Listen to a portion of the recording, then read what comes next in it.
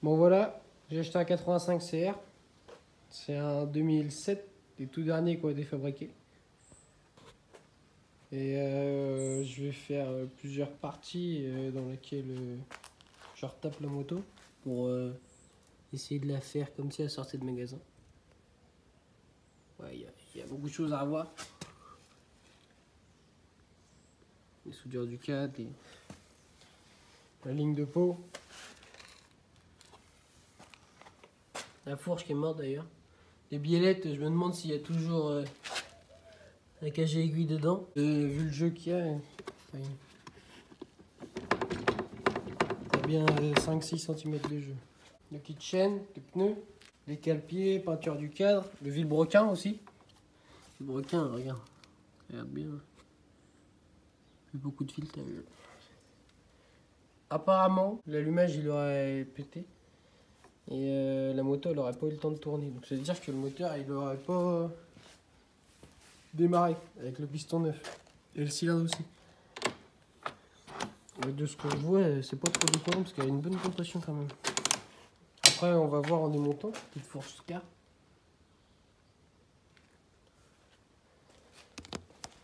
Après, accélérateur. Un peu fatigué. Du coup, je vais racheter toutes les pièces d'origine et puis je vais essayer de la refaire vraiment au mieux. Vraiment le mieux. Même jusqu'à mettre les petits autocollants là. Attention, pas de cross bitume et tout ça. Voilà, tu vois, même ça, c'est pété. Ah, c'est une moto qui a beaucoup d'heures, je pense. Normalement, un réservoir comme ça, il va pas nous faire chier. Quand j'ai regardé, il n'y a pas de casse sur le cadre. C'est pas trop mal. Il m'a donné ça avec. C'est l'allumage. Mais je pense fortement que je suis mieux à en acheter un neuf. J'ai encore ça. Alors, je vais regarder si ça se vend encore neuf sur le site Yamaha. Honda. Si je peux trouver un comme ça, tout d'origine, tout neuf. Je sais pas si je vais en avoir un. Mais une pochette de joint, mais j'ai acheté une pochette de joint complète. Le carter là, un peu fissuré. Ici, là. Je sais pas si on va bien voir. Voilà. Bon, là, je vais démonter le carbu. Le pot, la durite qui est là, qui tient encore le moteur. Je vais enlever la pédale de frein de l'autre côté, tous les axes, bras oscillant, celui d'en bas, là. Et une fois que le moteur est déposé, je vous montre, mais je vais pas filmer quand je démonte le moteur parce que c'est surtout chiant, quoi. Enfin, c'est des trucs tout simples, tout basiques. Donc je vais poser le moteur après et puis je vais filmer quand je vais ouvrir le moteur et que je vais commencer à démonter réellement. Voilà, donc là j'ai sorti le moteur. Hein, j'ai remis ma petite échellité pour pas trop me faire chier après quand je vais pouvoir pousser la moto. Après il y a toutes ces petites pièces là qu'il faudra changer. Après voilà. C'est pas une moto neuve. Ça donne ça.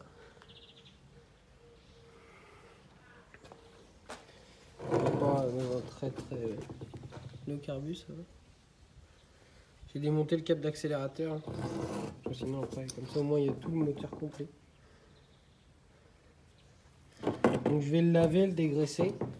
Puis après on va l'ouvrir pour voir un peu comment c'est à l'intérieur.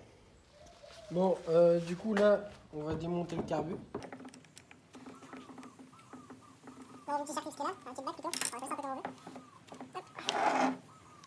Donc voilà, le carbu. Je vais ouvrir le carbu, tout, mais d'abord je vais tout nettoyer. Avant d'ouvrir quoi que ce soit, je vais tout nettoyer, comme ça ça va pas être dégueulasse quand je vais nettoyer, il n'y aura pas de merde qui va tomber dedans. Bon, du coup, le carbu, voilà. Donc bon, voilà, je l'ai à peu près lavé. Donc on a 3 vis sur celui-là. On en a une ici, une là et une là. Sur des carbus, il y en a aussi une là. Et sur certains, il n'y en a que 2, une de 4 points. Et là, on va démonter tout le carbu. Donc on va enlever tout pour tout nettoyer bien. On va enlever chaque vis, tout ça. Et puis, on va regarder un peu à quoi ça tendre à l'intérieur. Voilà. Bon. Alors là, la couleur, c'est normal. C'est l'essence et tous les mélanges qu'il y a pu avoir. Bon, vous voyez, il y a plein de merde au fond. Là. Je sais pas si vous voyez bien. il y a plein de merde au fond. Le joint là, il faut le changer en général, même parce que là en fait il est un petit peu bouffé à cause de l'essence comme il est assez longtemps sans activité. Donc vous avez une petite tige qui est ici, juste là. Vous l'enlevez.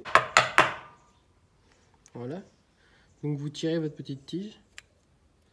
Hop. Et là vous avez toute la partie là qui vient. Voilà. Donc ça c'est le flotteur. Donc selon le niveau d'essence il flotte. Et là c'est votre pointeau. Et donc voilà, donc là vous démontez les deux vis qui sont là. Le gicleur principal ici, le gicleur de ralenti ici, le gicleur de secondaire. Et vous pouvez aussi démonter tout l'ensemble.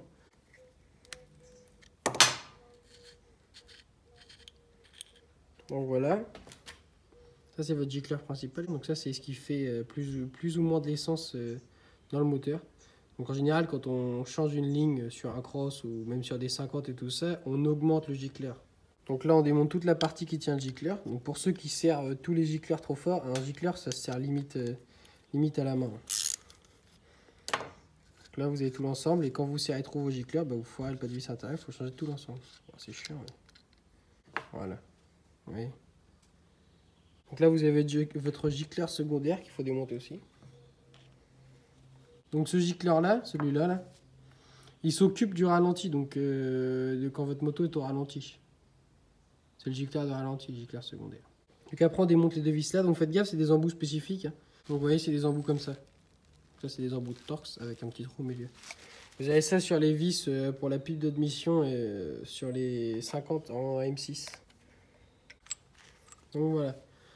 Donc vous désossez cette pièce là. Hop. Voilà, ça vient comme ça, comme ça, vous avez des petits joints là. Donc ce joint là vous pouvez le changer, moi je vais le changer parce que regardez. Ça va bien voir. Oui. Mauvais état. Une fois que vous avez démonté toutes les parties en bas, donc là vous n'avez plus rien à démonter. Hein. Donc la petite tige qui sort ici, regardez, je vais vous montrer ce que c'est. Donc vous démontez vos deux vis là. Vous le tenez parce qu'en fait c'est des petits ressorts, c'est un gros ressort à l'intérieur. Vous voyez, vous le lâchez, hop, il vient. Donc là aussi vous avez un joint, bah, moi je vais le changer aussi, je vais nettoyer tout ce qui est à l'intérieur, tout ça. Le ressort je vais le changer aussi parce qu'il me paraît un petit peu fatigué. Donc moi j'ai tenu en dessous, là, la petite tige. Vous le faites glisser comme ça dans votre main. Faites gaffe parce qu'il y a deux parties. Des fois ça tombe. Voilà. Voilà. Bon là il est pas tombé.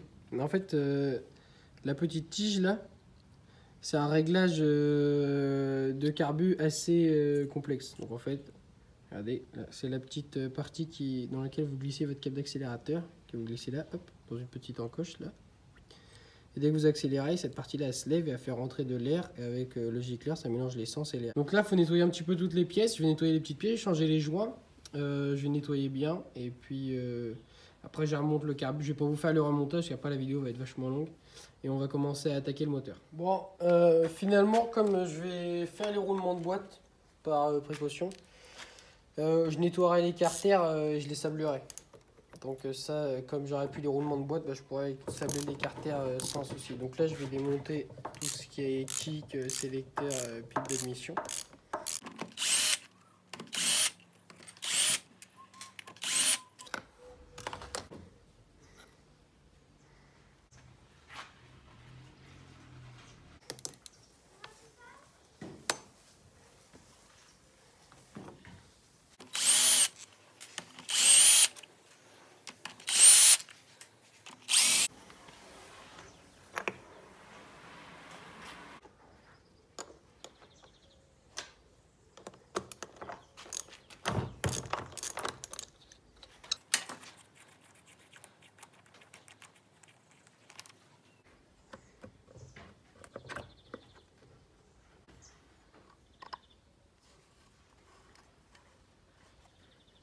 Bon, voilà, le carter, il est mort.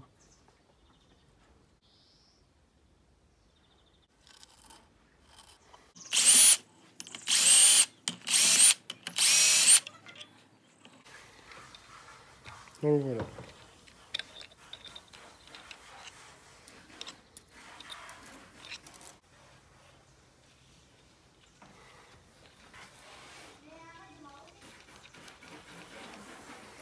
Là, apparemment, tête de vis, elle aurait dû péter.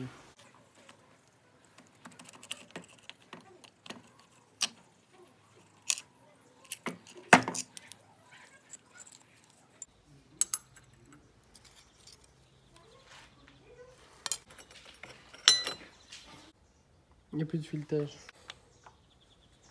Maintenant, voilà, je peux enlever la cloche, donc attention. À l'intérieur, il y a 2 cages à aiguilles normalement. Bon, des fois, non. Non, voilà, il n'y a pas de cage à aiguilles là, c'est directement.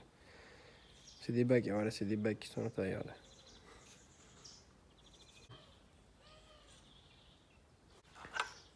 Voilà, on peut sortir le pignon de vilebrequin. Donc là, on sort l'axe de sélecteur. Alors là, vous voyez, il faut faire gaffe quand on démonte ça parce qu'il y a un petit ressort à l'intérieur et des fois il saute quand on l'enlève.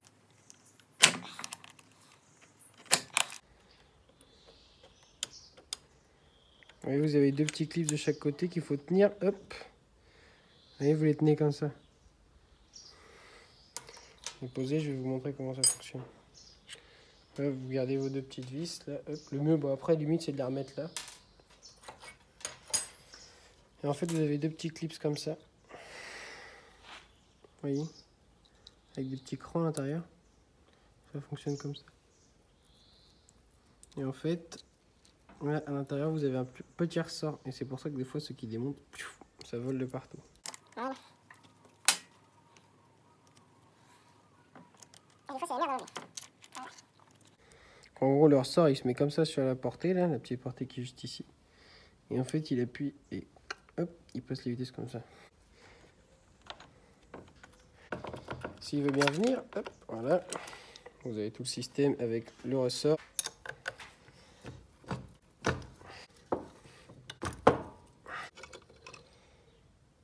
Donc là, vous avez... Bon, bah voilà, la culasse, elle est morte.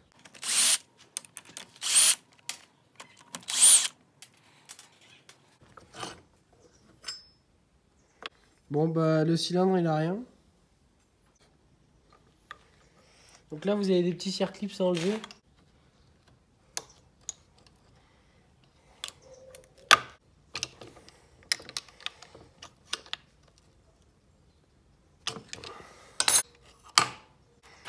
Bon, donc voilà, l'état du piston, ça va. Ça, c'est rien, c'est juste la garniture qui est par-dessus qui s'en va, ça c'est pas très grave. Par contre, je vais changer l'axe parce que l'axe, vu comment j'en ai chié à le sortir, je vais gagner mon temps à le changer. Ouais, il est marqué là. Et donc là, on va pouvoir passer au démontage de la boîte de vitesse. Bon, donc là, on va attaquer le démontage de la boîte de vitesse. Bah, desserrée celle-là.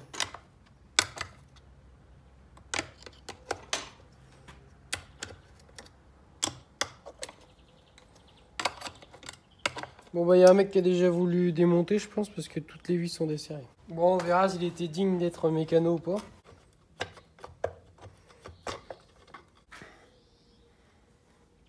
Voilà ce que ça donne en gros une boîte de vitesse. Voilà donc le carter à l'intérieur. Donc là, je vais pouvoir enlever ces roulements-là, tous les roulements là.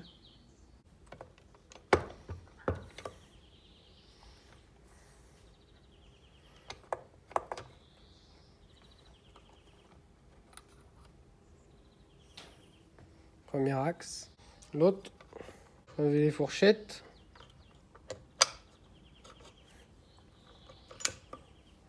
Vous la remettez sur votre axe, comme ça au moins ça vous évite de confondre pour quand vous remontez. Celle d'en haut. Enfin, du coup, je vais d'abord commencer par celle d'en bas.